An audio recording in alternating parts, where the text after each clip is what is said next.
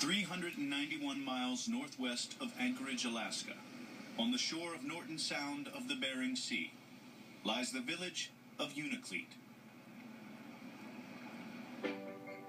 To the east is the Unalakleet River, a body of water revered by anglers for its natural beauty and abundant salmon. For Hall of Fame fullback Larry Zonka, Alaska is home. An avid outdoorsman, the Alaskan wilderness has appealed to Zonka ever since he was a little boy.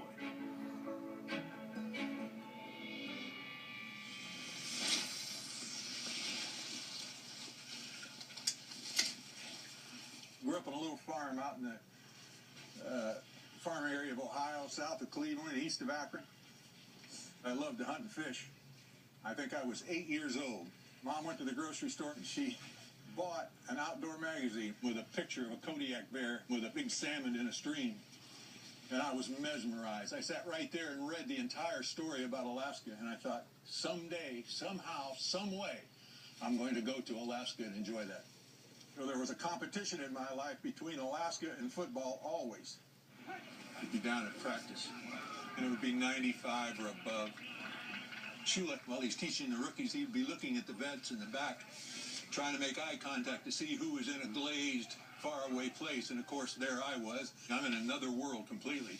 And all of a sudden I'd hear, Zonka! And he'd be right beside me. And I'd jump and look at him, and he'd say, where are you? You're not here. And I never told him.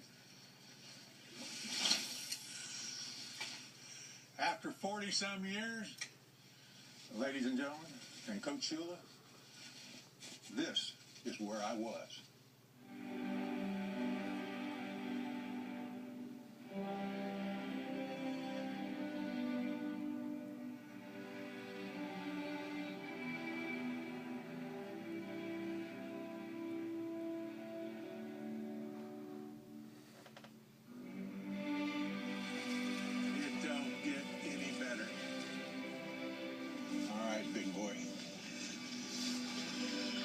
Succumb to our superior will. You know, it's been 40 years since Jim and Merck and I were in the same backfield. I've been barking at him for the last 15 years for sure to come up and go fishing. We're getting to the age where he might not get a chance. And finally, I've got him up here. And I mean to get him a fish. Now, the only problem I had with all that is neither one of them fish. That's a nice big buck. He doesn't like the looks of that net.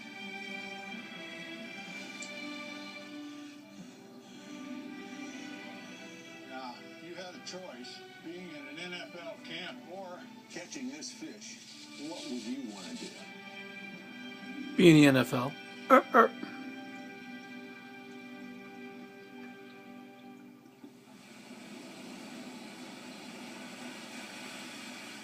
I don't hunt and fish. I go to pool halls. Alaska's a long way. I'm not going to go up there too many times. This is probably my first and last time I'll ever go to Alaska. Me and Kick are schlepping up there, and I'm looking at this, and, you know, we got to go from Miami all the way across what you call your United States of America there, and then we got to go from what you call your Northwest Passage there all the way up to what you call Anchorage. And then from Anchorage, you got to take some kind of plane that ain't got but one engine on it and fly over to some place called Unalakleet, which 1,100 miles down south of that is Hawaii. So you're asking me, how does it feel? I'll let you know after this 26-hour jolt. At the end of the runway at the Unalakleet airfield is a graveyard. Although the trip is as grueling as Morris and Kick anticipated, there's no need to inscribe the tombstones just yet. Holy mackerel! Holy cow! Freezing my ass. Welcome to Unalakleet. We'll get you in the room, get you dried up. He's been complaining a whole freaking time. Thanks, Zonka. Holy mackerel. Okay, you guys got this one from Jim.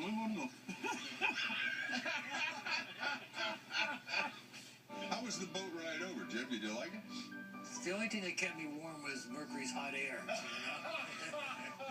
But how would you know it? You were crouched in a position, holding on for dear life.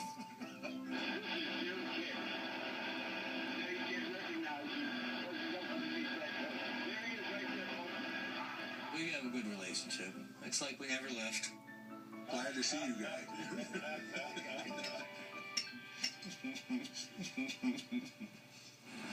Coming up. P10's the most basic dive we have. I loved it. I used to feel really fast on turf. What the hell does Mercury feel like? I think Cam Newton needs to be a